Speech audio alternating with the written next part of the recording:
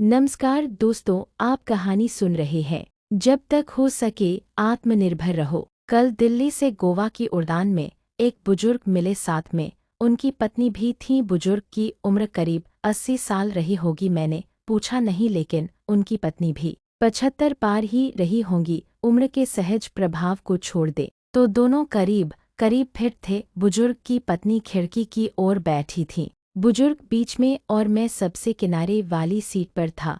उड़ान भरने के साथ ही बुजुर्ग की पत्नी ने कुछ खाने का सामान निकाला और बुजुर्ग की ओर किया। बुजुर्ग कांपते हाथों से धीरे धीरे खाने लगे। फिर फ्लाइट में जब भोजन सर्व होना शुरू हुआ तो उन लोगों ने राजमा चावल का ऑर्डर किया। दोनों बहुत आराम से राजमा चावल खाते रहे। मैंने पता नहीं क्यों पास्ता ऑर्डर कर दिया था। खैर, मेरे साथ अक्सर ऐसा होता है कि मैं जो ऑर्डर करता हूँ, मुझे लगता है कि सामने वाले ने मुझसे बेहतर ऑर्डर किया है। अब बारी थी कोल्ड ड्रिंक की। कृष्ण किरण की कहानी चैनल पर आपका स्वागत है। कहानी बहुत ही रोचक है। कहानी सुनने से पहले आप चैनल को सब्सक्राइब कर ले। कहानी पसंद आने पर वीडियो को लाइक एवं शेयर जरूर करें। आपका यह सहयोग अमूल्य है। कहानी आगे। पीने में मैंने कोक का ऑर्डर दिया था। अपने कैन के ढक्कन को मैंने खोला और धीरे धीरे पीने लगा। बुजुर्ग ने कोई जूस लिया था। खाना खाने के बाद जब उन्होंने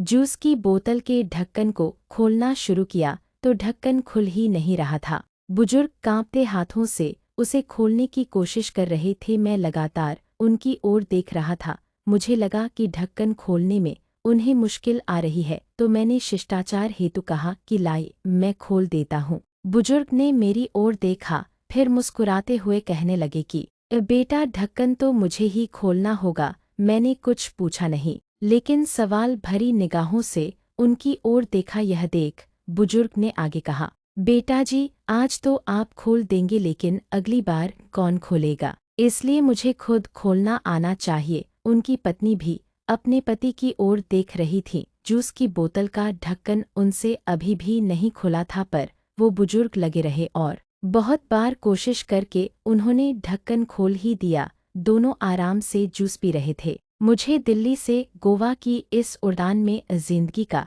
एक सबक मिला। पूर्णविराम। बुजुर्ग ने मुझे बताया कि उन्होंने ये नियम बना रखा है कि अपना हर काम वो खुद करेंगे। घर में बच्चे हैं, भरा पूरा परिवार है, सब साथ ही रहते हैं, पर अपनी रोज की जरूरत के लिए वे सिर्फ अपनी पत्नी की मदद ही लेते हैं, बाकी किसी की नहीं। वो दोनों एक दूसरे की जरूरतों को समझते हैं। बुजुर्ग ने मुझसे कहा कि जितना संभव हो अपना काम खुद करना चाहिए। एक बार अगर काम करना छोड़ दूंगा, दूसरों पर निर्भर हुआ, तो समझो बेटा कि बिस्तर पर ही पड़ जाऊंगा। फिर मन हमेशा यही कहेगा कि ये काम इससे करा लूं, वो काम उससे, फिर तो चलने के लिए भी दूसरों का सहारा लेना पड़ेगा। अभी चलने में पांव कांपते हैं, खाने में भी हाथ कांपते हैं, पर जब तक आत्मनिर्भर रह सको, रहना चाहिए। हम गोवा जा रहे हैं, 2 दिन वहीं रहेंगे। हम महीने में 1-2 बार ऐसे ही घूमने निकल जाते हैं। बेटे बहू कहते हैं कि अकेले मुश्किल होगी,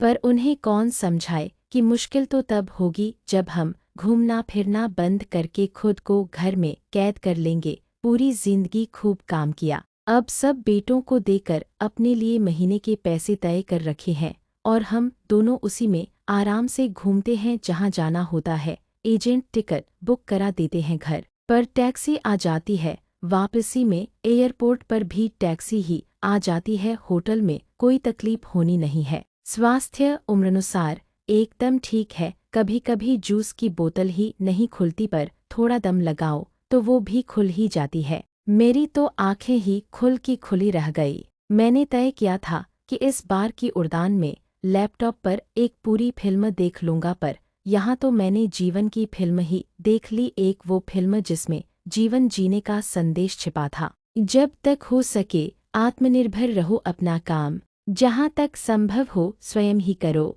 कहानी समाप्त हुई। आपको यह कहानी कैसी लगी कमेंट बॉक्स में लिखकर जरूर बताएं। धन्यवाद।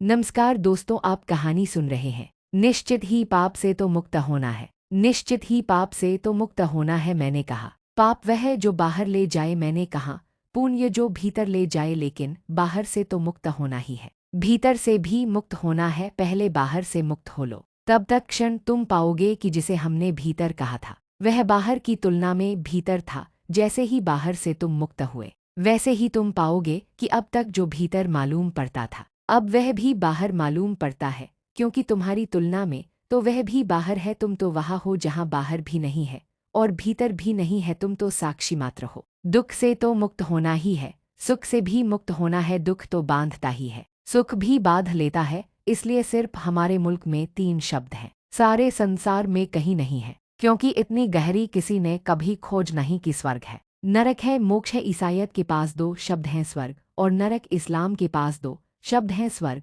और नरक। सिर्फ इस देश में हमारे पास 3 शब्द हैं, स्वर्ग, नरक और मोक्ष। नरक यानी पाप, पाप का फल, पाप की सघनता। स्वर्ग यानी पुण्य, पुण्य का फल, पुण्य की सघनता। मोक्ष दोनों के पार। जिसने दुख छोड़े एक दिन पाता है कि सुख भी छोड़ देने योग्य है, क्योंकि सुख में भी उत्तेजना है और जब तक सुख है तब तक किसी न किसी तरह दुख भी कहीं छिपा हुआ कोने कातर में बना ही रहेगा। नहीं तो सुख का पता कैसे चलेगा? तुम्हें आनंद का भी पता इसीलिए चलेगा क्योंकि तुमने बहुत दिन तक आनंद रहितता का अनुभव किया था। आनंद को भी छोड़ जाना है, पहुंचना है वहां जहां कोई अनुभव न रह जाए, क्योंकि सभी अनुभव बांधते हैं जहां तुम शुद्ध चैतन्य रह जाओ।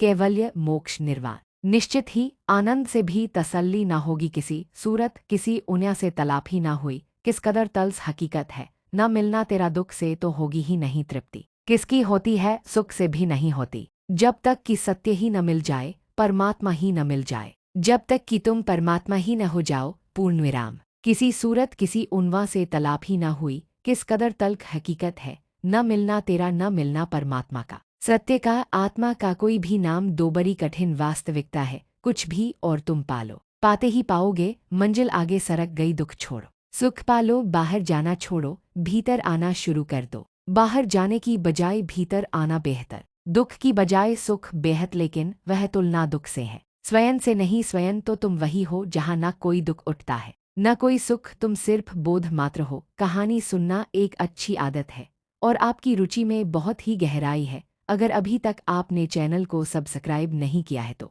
चैनल को सब्सक्राइब करें और कमेंट बॉक्स में कहानी कैसी लगी जरूर लिखें। तो आगे बढ़ते हैं। कभी सफ़ेद बादल घिरते आकाश में, कभी काले बादल आकाश दोनों से अलग है। कभी लोहे की जंजीरें पहनते तुम, कभी सोने की तुम, दोनों जंजीरों से अलग हो। कभी फूलों से खेलते, कभी कीटों से तुम, दोनों से अलग हो। रात आती सुबह आती, तुम दोनों से अलग हो। यह तुम्हारा जो पार होना है, प्रत्येक अनुभव से तुम अलग होगे ही, क्योंकि अनुभव के भी तुम दृष्टा हो। जब तुम कहते हो बड़ा आनंद, तब गौर से देखो, तुम अलग खड़े देख रहो कि आनंद है। आनंद से तुम अलग हो, पर पहले बाहर से तो भीतर आओ, फिर भीतर से भी छोड़ा लेंगे। आखिर में जब कुछ न बचे, आखिर में जब बस तुम ही बचो, तुम्हारा शुद्ध होना बचे, तो बुद्धत्व धर्म कोई अनुभव नहीं, धर्म अनुभवातीत है। कहानी समाप्त हुई। आपको कहानी कैसी लगी कमेंट बॉक्स में लिखकर जरूर बताएं। धन्यवाद।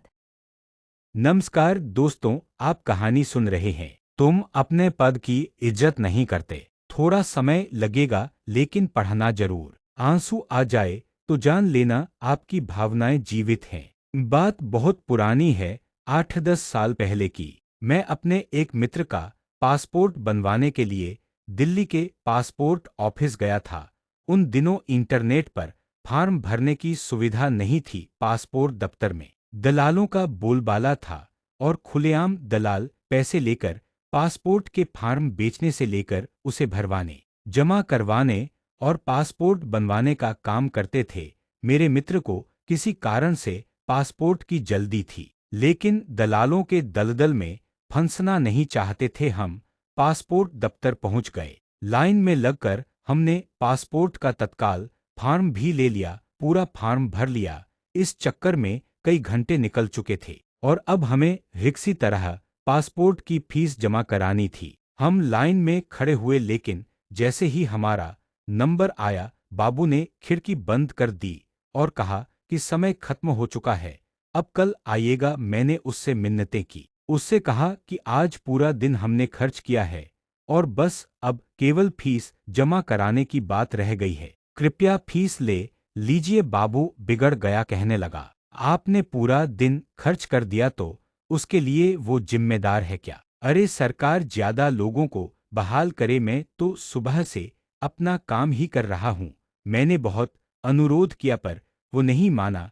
उसने कहा कि बस 2 बजे तक का समय होता है। 2 बज गए, अब कुछ नहीं हो सकता। मैं समझ रहा था कि सुबह से दलालों का काम वो कर रहा था, लेकिन जैसे ही बिना दलाल वाला काम आया उसने बहाने शुरू कर दिए हैं। पर हम भी अड़े हुए थे कि बिना अपने पद का इस्तेमाल किए और बिना ऊपर से पैसे खिलाए इस काम को अंजाम देना है। कृष्ण किरण की कहानी चैनल पर आपका स्वागत है। कहानी बहुत ही रोचक है। कहानी सुनने से पहले आप चैनल को सब्सक्राइब कर लें। कहानी पसंद आने पर वीडियो को लाइक एवं शेयर जरूर करें। आपका यह सहयोग अमूल्य है। कहानी आगे। मैं ये भी समझ गया था कि अब कल अगर आए तो कल का भी पूरा दिन निकल ही जाएगा, क्योंकि दलाल हर खिड़की को घेर कर खड़े रहते हैं और आम आदमी वहां तक पहुंचने में बिलबिला उठता है। खैर, मेरा मित्र बहुत मायूस हुआ और उसने कहा कि चलो अब कल आएंगे। मैंने उसे रोका, कहा कि रुको, एक और कोशिश करता हूँ। बाबू अपना थैला लेकर उठ चुका था। मैंने कुछ कहा नहीं, चुपचाप उसके पीछे हो लिया। वो उसी दफ्तर में तीसरी या चौथी मंजिल पर बनी एक कैंटीन में गया। वहां उसने अपने थैले से लंच बॉक्स निकाला और धीरे धीरे अकेला खाने लगा। मैं उसके सामने की बेंच पर जाकर बैठ गया। उसने मेरी ओर देखा और बुरा सा मुंह बनाया। मैं उसकी ओर देखकर मुस्कुराया। उससे मैंने पूछा कि रोज घर से खाना लाते हो? उसने अनमने से कहा कि हाँ, रोज घर से लाता हूँ। मैंने कहा कि तुम्हारे पास तो बहुत काम है, रोज बहुत से नए नए लोगों से मिलते होगे। वो पता नहीं क्या समझा और कहने लगा कि हाँ, मैं तो एक से एक बड़े अधिकारियों से मिलता हूँ। कई आईएएस, आईपीएस, विधायक और न जाने कौन कौन रोज यहाँ आते हैं। मेरी कुर्सी के सामने बड़े बड़े लोग इंतजार करते हैं। मैंने बहुत गौर से देखा। ऐसा कहते हुए उसके चेहरे पर अहन का भाव था। मैं चुपचाप उसे सुनता रहा। फिर मैंने उससे पूछा कि एक रोटी तुम्हारी प्लेट से मैं भी खा लूं? वो समझ नहीं पाया कि मैं क्या कह रहा हूं।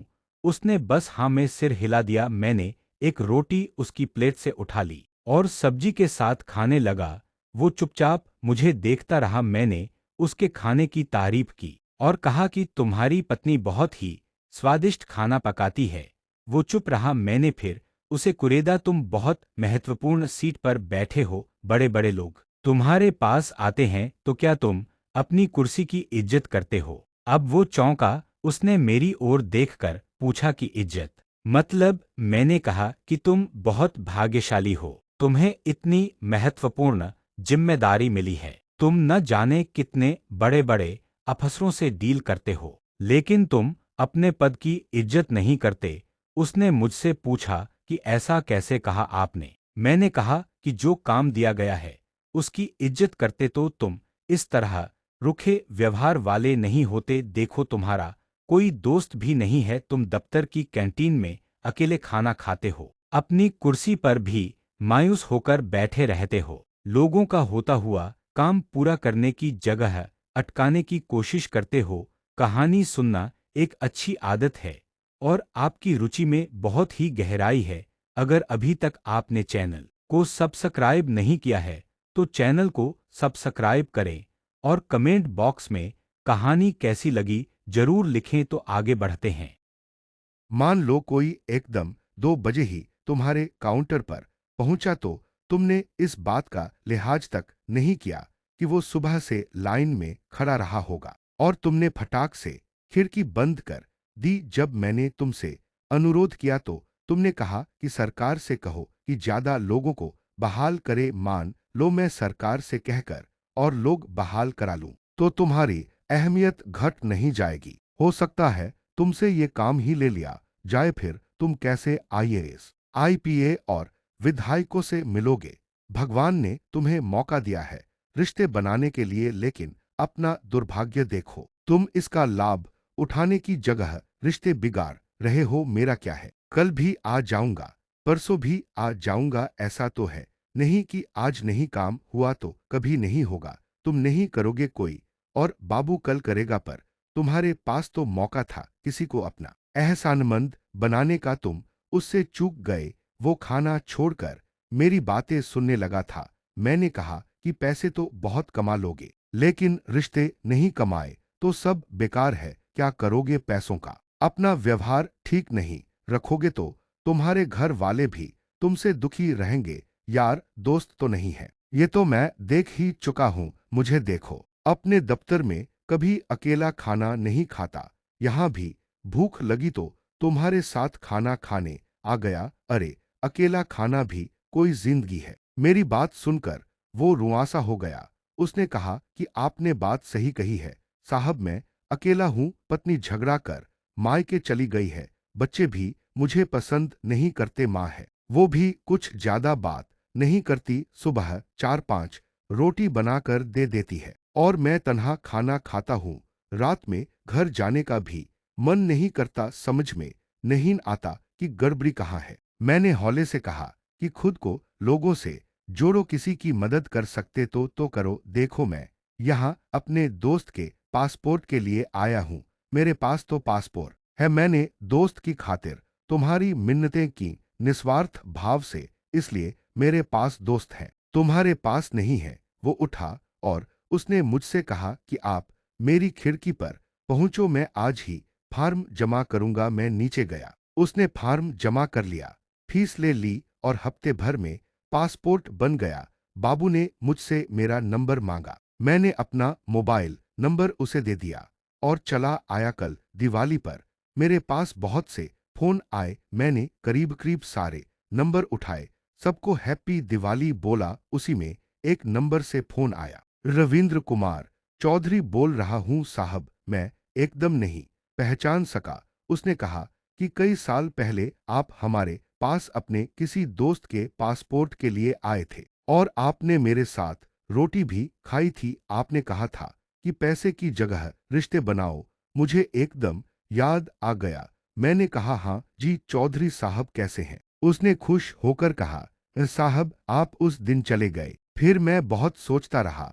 मुझे लगा कि पैसे तो सचमुच बहुत लोग दे जाते हैं, लेकिन साथ खाना खाने वाला कोई नहीं मिलता, सब अपने में व्यस्त है। मैं साहब अगले ही दिन पत्नी के मायके गया, बहुत मिन्नतें कर उसे घर लाया। वो मान ही नहीं रही थी। वो खाना खाने बैठी तो मैंने उसकी प्लेट से एक रोटी उठा ली, कहा कि साथ खिलाओगी? वो हैरान थी, रोने लगी, मेरे साथ चली आई, बच्चे भी साथ चले आए। साहब अब मैं पैसे नहीं कमाता, रिश्ते कमाता हूँ। जो आता है उसका काम कर देता हूँ। साहब आज आपको हैप्पी दिवाली बोलने के लिए फोन किया है। अगल महीने बिटिया की शादी है, आपको आना है, अपना पता भेज दीजिएगा। मैं और मेरी पत्नी आपके पास आएंगे। मेरी पत्नी ने मुझसे पूछा था कि ये पासपोर्ट दफ्तर में रिश्ते कमाना कहाँ से सीखे, तो मैंने पूरी कहानी बताई थी। आप किसी से नहीं मिले, लेकिन मेरे घर में आपने रिश्ता जोड़ लिया है। सब आपको जानते हैं। बहुत दिनों से फोन करने की सोचता था, लेकिन हिम्मत नहीं होती थी। आज दिवाली का मौका निकाल कर रहा हूँ। शादी में आपको आना है, बिटिया को आशीर्वाद देने रिश्ता जोड़ा है।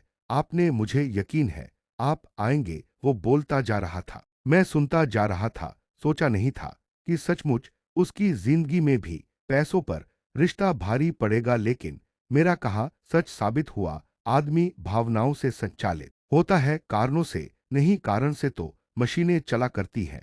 पसंद आए तो अपने अजीज दोस्तों को जरूर भेजे एवं इंसानियत की भावना को आगे बढ़ाए। पैसा इंसान के लिए बनाया गया है, इंसान पैसे के लिए नहीं बनाया गया है। आपका आभारी मित्र। कहानी समाप्त हुई। आपको यह कहानी कैसी लगी कमेंट बॉक्स में लिखकर जरूर बताएं। धन्यवाद।